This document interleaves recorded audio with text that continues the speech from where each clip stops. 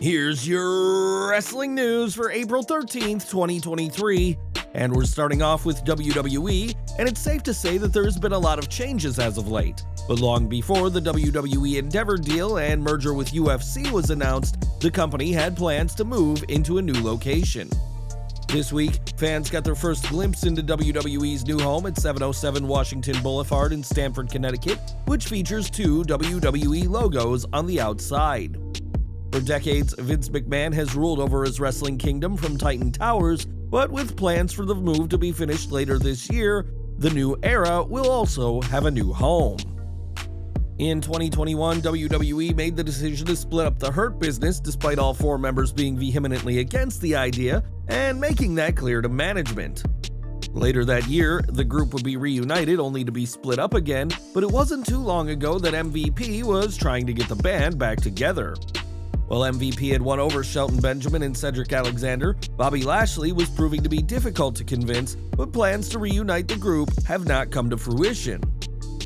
In the latest Wrestling Observer newsletter, Dave Meltzer reveals that plans for the reunion have been totally dropped, and this decision came out of the blue. Given how abrupt the change happened, it's hardly surprising that many fans have blamed Vince McMahon for the change, as ideas being scrapped on a whim have been a staple of his booking. It was McMahon's decision to split the group in 2021, and it appears that it was his decision for the group to not reunite this year, which has come as a blow to fans of the popular faction. During the Hurt Business's first run, the group held the US Championship, 24/7 Championship, Raw Tag Team titles, and the WWE Championship, but don't count on a reunion happening anytime soon. Video game news now is 2.5 years after being announced, players are still not close to playing AEW Fight Forever, the promotion's debut into the world of console gaming.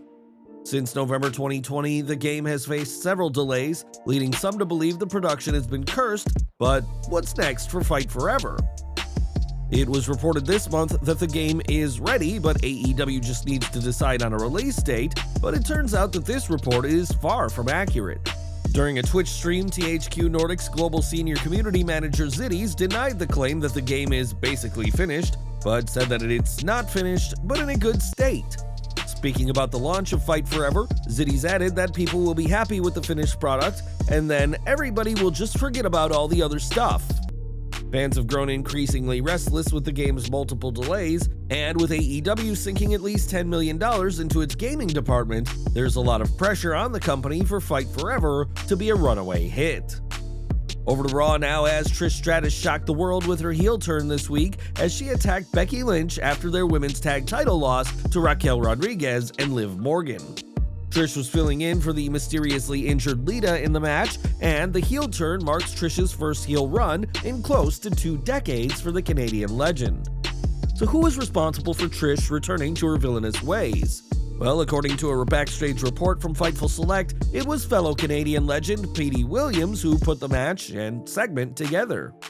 The former Impact Wrestling star has been working as a backstage producer for WWE for some time now, and is said to have been a regular presence at shows. While Trish did not give any explanation during Raw for her attack, she did take to Twitter to share a video of herself walking to the camera to the tune of Billie Eilish's Bad Guy. Fans are eager to see what Trish has to say about this attack, and with the rumored match between Trish and Lynch not expected until SummerSlam, there's plenty of time to build this feud. But what do you make to Trish's heel turn? Would you be able to boo one of the most legendary women in wrestling? Share your take in the comments below. If you follow independent wrestling, you'll probably be aware of the work of Lufisto, whose career was celebrated with an Indie Hall of Fame induction last year. Lufisto is known for taking things to the extreme in her matches and has shown her toughness in ICW, GCW, C4, Beyond, and other promotions. But it is now time for her to take a break from the ring. Taking to Twitter, Lufisto explained that she went through 2 death matches in quick succession, which went fine, but that she was knocked out at her non-wrestling job just a few days later. The veteran explained that after hitting her head on a steel shelf, she suffered a mild concussion and cervical sprain, and admitted that a deathmatch wrestler being injured by a shelf is absolutely ridiculous.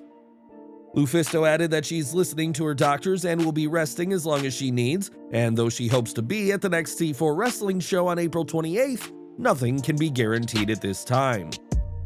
The two death matches Lufisto mentioned in her tweet saw her defeat Mickey Knuckles at ICW No Holds Barred 44 on March 31st, and her loss to Casey Kirk at No Holds Barred 45 the following day. Two death matches over 2 days weren't enough to stop Lufisto, but a steel shelf was able to get the win over the veteran, and we're wishing the hardcore veteran a very speedy recovery. For close to a decade, Xavier Woods has been on WWE's main roster, and while he is a multi-time tag team champion, singles gold has continued to elude the New Day member. Woods' only singles championship opportunity came back in 2015 when he answered John Cena's US title open challenge, and that's something the 2021 King of the Ring is well aware of.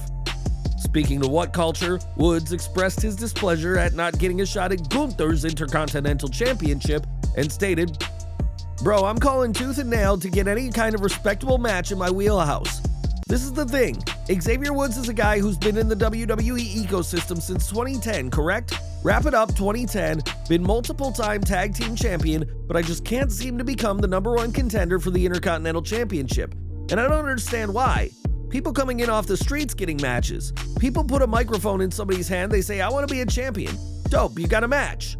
What a guy who's doing everything possible in every realm, not just learning, but also outside learning. Who else has built an entire empire from dust and made skyscrapers that have helped every single person in this industry? Nobody. I'm here for the people, and all I want to do is fight for them. So just let me fight.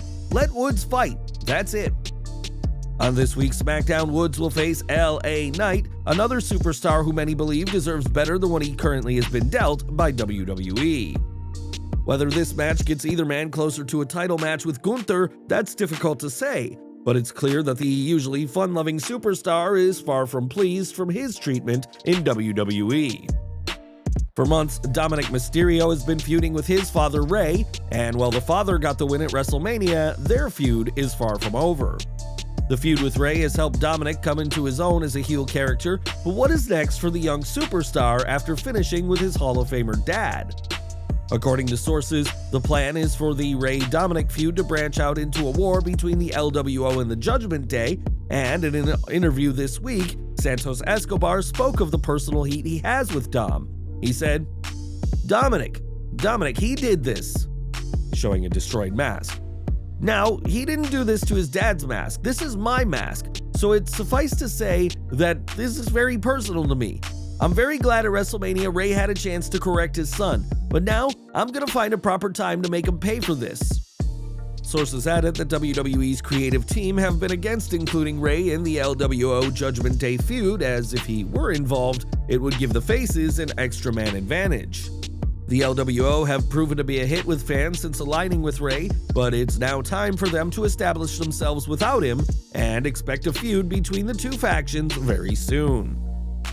This week, Logan Paul signed a new contract with WWE after one of the most impressive rookie years we've seen in recent history.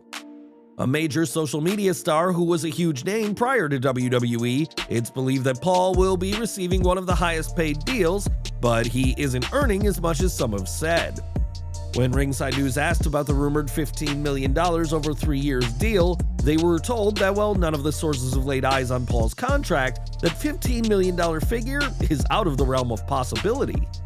While Logan Paul will be a big earner in WWE, he isn't earning close to $15 million, as the Maverick has yet to justify such a large figure. And we're ending today with Gunther, who fans will know delivers some of the most painful chops in wrestling, and one legend has no interest in taking this move. During his Hall of Fame podcast, Booker T called Gunther a future world champion in the company, and added that he did at one point, for the briefest of moments, consider taking a chop during the Men's Royal Rumble match. Booker added that he immediately reconsidered taking the move, and while Booker's time in the match was short, he was able to leave the show with his chest cavity in one piece.